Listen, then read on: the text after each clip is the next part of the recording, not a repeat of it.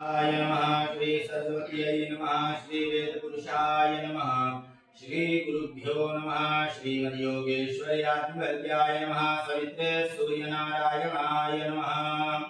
गणनाथ सरस्वती रव शुक्र बृहस्पतीन् पंचैतान् संस्मरे नित्यं वेदवाणीं प्रवर्तयेत् वक्रतुण्ड महाकाय सूर्यकोटि समप्रभा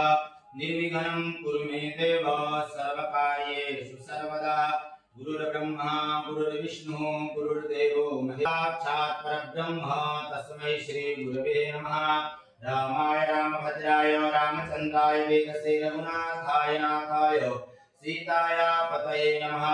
कृष्णाय वासुदेवाय हरे परमेश्वराय मां शरणागतिं जन्म मृत्यु जरा व्याधि पीडितं कर्मबन्धनै भवानी शंकरो वंदे श्रद्धा विश्वास रूपिणः याभ्यां विनाश पश्यन्ति सिद्धा सान्तस्तमीश्वरो ध्यायामि चिन्तयामि प्रार्थना पूर्वं नमस्करोमि नेत्रोद्घामि गोविवर्षा शरीरं मार्जयेत् ओम पवित्रा पवित्रो वा सर्वावस्थां तो विवायः स्मरेत् पुण्डरीकाक्षं स्वाया भन्द्रा श्री सर्वं